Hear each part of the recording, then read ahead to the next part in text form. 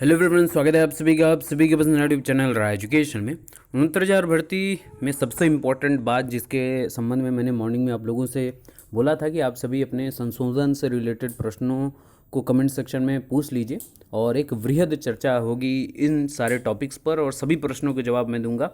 तो संशोधन प्रश्नोत्तरी के नाम से ये वीडियो है और इसी वीडियो को देखिएगा बहुत इंपॉर्टेंट तरीके से। और शुरुआत में ही बोल दे रहा हूँ, वीडियो को ज़्यादा से ज़्यादा शेयर कर दीजिएगा, ठीक है ना, ताकि क्योंकि ये जो प्रश्न हैं तमाम लोगों के हैं और काफ़ी ज़्यादा लोग परेशान हैं जो 31,000 में भी चयनित होने से वंचित हो चुके हैं या जिनको अलॉटमेंट होने वाला है, अभी तक अलॉटमेंट नहीं हुआ, उनके अंतर मन भी घबराहट है, परेशानी है और बहुत ज़्यादा प्रताड़ित हैं। और जो 37,000 में अभ्यर्थी बचे हुए हैं प्लस जो सेकंड काउंसलिंग के लिए वेट कर रहे हैं, उनके लिए सबसे इंपॉर्टेंट है ये वीडियो और इसका उत्तर कहीं भी नहीं मिल रहा है। तो इस वीडियो के माध्यम से मैक्सिमम लोगों के प्रश्नों का जवाब देने की कोशिश करूँगा, चाहे वो जाति से रिलेटेड हो, निवास से रिलेटेड हो, नाम में त्रुटि हो, चाहे आपके नाम में, पिता के नाम में, माताजी के नाम में, एड्रेस में कोई त्रुटि हो, कोई अक्षर मिस्टेक हो, नाम के बीच में गैपिंग किसी हाई स्कूल में है लेकिन इंटर में नहीं है, या नाम पहले कुछ और हाई स्कूल में था और बाद में देवी लगा दिया गया या कुमार लगा दिया गया। बहुत ढेर सारे मैंने सबके प्रश्न पढ़े हुए हैं, इस बात को समझिएगा। मैं प्रश्न सबके पढ़ता हूँ लेकिन उत्तर जब देना है तो समुचित सबके लिए एक एक करके वीडियो में ही सबको समाहित कर देना है। क्रमांक संख्या आपसे त्रुटि हो चुकी है और आपको इसी वजह से होल्ड डाउन कर दिया गया है। डिग्री आपने प्रोविजनल नहीं सबमिट किया हुआ है और इवन सबसे इम्पॉर्टेंट जो है प्राप्तांक और पूर्णांक, इसको लेकर कई अभ्यर्थी ऐसे भी हैं जिन्होंने कमेंट करके पूछा है कि सर आने वाली शिक्षक भर्ती में भी क्या मुझे अलग से बनवाना पड़ेगा क्या। देखिए, इन सारी चीज़ों के बीच में जो नया अभ्यर्थी है जो तैयारी कर रहा है आने वाली शिक्षक भर्ती के लिए, वो भी परेशान है। तो सबको उत्तर इसी वीडियो से मिल जाएगा। महिलाओं ने, बहुत ज़्यादा बहनों ने प्रश्न पूछा है कि सर जाति और निवास कहाँ का लगाएं, अपने घर का लगाएं या जहाँ शादी हो गई वहाँ का लगाएं। तो एक एक प्रश्नों के जवाब सुनिएगा और बहुत इंपॉर्टेंटली कॉन्फिडेंशियल पूरी तरीके से बताऊंगा, जो शासनादेश के जरिए आप लोगों को समझ में सारी चीज़ें देखने को मिलेंगी। तो चलिए वीडियो शुरू करते हैं। तो समुचित प्रश्नों के उत्तर शासनादेश जो 68,500 2018 में जारी किया गया था उससे देने की कोशिश करूँगा। इसके बारे में मैंने एक वीडियो में आपको समझाया था लेकिन पूरा डिस्क्रिप्टिव नहीं समझाया था कि कौन कौन से पॉइंट हैं लीगली। आज इस वीडियो में, क्योंकि स्टार्टिंग में ही मैं इसको समाहित कर रहा हूँ, तो एक एक प्रश्न बहुत ध्यान से सुनिएगा। और ये दोनों चीज़ मैंने टेलीग्राम ग्रुप में प्रोवाइड कर दी थी, आज पुनः इस वीडियो को अपलोड होने के बाद मैं फिर से वहाँ प्रोवाइड कर दूँगा। और हर एक शख्स के पास ये दोनों चीज़ें, ये भी और पीडीएफ जो अभी मैं प्रोवाइड करूँगा आपको, वो दोनों चीज़ें लीगली होनी चाहिए। क्यों? क्योंकि ऑर्डर निकलने के बाद जब आप अपनी बात रखेंगे एससीईआरटी पर और परिषद पर, तो हर एक अभ्यर्थी के पास ये होना चाहिए क्योंकि इसका काम पड़ेगा। और मंडे ऑनवर्ड्स उम्मीद इसकी है कि जल्द से जल्द आपको शासनादेश इस संबंध में देखने को मिल जाए क्योंकि अभ्यर्थी लगातार परिषद पर प्रयासरत हैं। बहरहाल चलिए इंपॉर्टेंटली पहले बात स्टार्ट करते हैं। सबसे इम्पॉर्टेंट है कि 68,500 में जब 41,556 अभ्यर्थी पहली फेज़ में सफल हुए थे, जिसमें 35,000 प्लस 6,000 समथिंग कुछ थे, तो उसमें कई लोगों को परेशानी आई थी। ठीक है, उसमें हुआ क्या था कि उक्त ऑनलाइन आवेदन प्रक्रिया के अंतर्गत सहायक अध्यापकों के लिखित परीक्षा हेतु भरे गए ऑनलाइन आवेदन में 15 बिंदु अभ्यर्थियों के ऑनलाइन आवेदन पत्र में पूर्व में भरे गए प्रदर्शित किए गए, जिसमें अभ्यर्थी द्वारा किसी प्रकार का परिवर्तन किया जाना संभव नहीं है क्योंकि आपने तो फॉर्म भर दिया है, तो वहाँ पे तो आप चेंज कुछ कर नहीं सकते हैं।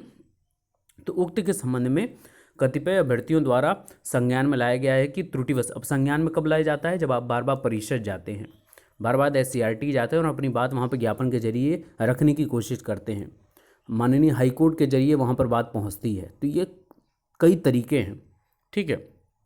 तो यहाँ पर देखिए, त्रुटिवश उनके पिता के नाम, अनुक्रमांक, अंकपत्र क्रमांक इत्यादि में त्रुटियां हो गई हैं जिन्हें संशोधित करने पर विचार कर लिया जाए।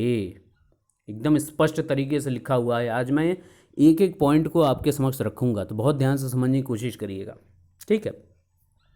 यहाँ तो ये बात हो गई। अब आगे इसमें स्पष्ट मेंशन है कि इनको संशोधन, चूँकि अभ्यर्थियों को संप्रति संचालित ऑनलाइन आवेदन प्रक्रिया में संशोधन का अवसर नहीं प्रदान किया जा रहा है, तो ऐसी स्थिति में अभ्यर्थियों के ऐसी त्रुटियां जिनसे अभ्यर्थियों का चयन प्रक्रिया प्रभावित नहीं होती है का निवारण जनपदीय चयन समिति के माध्यम से कर लिया जाए। ठीक है, तो वहाँ पर तो वो स्थिति थी। ये 37K वालों को थोड़ा सा यहाँ पर हेल्प मिलेगी जब 31K वालों को इस शासनादेश के जरिए जब 69,000 का जारी होगा तो वहाँ पर हेल्प मिल जाएगी। तो 37 के वाले एकदम स्पष्ट रहें, और जो 31 के में होल्ड डाउन हुए हैं उनको भी परेशान होने की आवश्यकता नहीं है। मैं बार बार यही बात बोलता चल रहा हूँ। अब यहाँ पर देखिए क्या लिखा हुआ है कि काउंसलिंग प्रक्रिया में अभ्यर्थियों द्वारा उनके आवेदन पत्र में पिता पति के नाम, यहाँ देखिए जो बहनें हैं जो महिलाएं हैं उनके लिए भी इम्पॉर्टेंट है कि वर्तनी में त्रुटि है, शैक्षणिक अंक पत्रों प्रमाण पत्रों के अनुक्रमांक या अंकपत्र क्रमांक में किसी अंक की त्रुटि तथा फोटो पहचान पत्र संख्या में किसी अंक या अक्षर की त्रुटि हो तो उत्तर प्रदेश में निवास के संबंध में यदि किसी अभ्यर्थी द्वारा गलती से नहीं चुन लिया गया हो तो ऐसे प्रकरणों को जनपदीय चयन समिति के समक्ष प्रस्तुत कर लिया जाए, और इन सभी चीज़ों में आपको एफिडेविट से ही काम कर लिया जाएगा। उनको वंचित किसी भी दशा में नहीं करना है। यहाँ पे देखिए चयन या नियुक्ति से वंचित न किया जाए, ये बड़ी बात है। तो ये सभी के लिए लागू होगा, तो परेशान नहीं होना है। जो भी आपके, देखिए कई लोग होते हैं कि अलग अलग से अपने अपने प्रश्न रख रहे हैं, लेकिन मैं सबके जनरलाइज प्रश्नों के उत्तर दूंगा इन सारी चीज़ों से जो वैलिड हैं, जो परिषद और एससीईआरटी के अधिकारियों द्वारा ही जारी किया गया शासनादेश, उसी के जरिए उत्तर दूंगा। मैं अपने से कुछ आंख बंद करके नहीं बता दूंगा, ठीक है ना। जो लागू होगा और जो लागू हो चुका है उसी पर बात करेंगे, वैलिडेट चीज़ें। तो ये नॉर्मल बातें रहीं।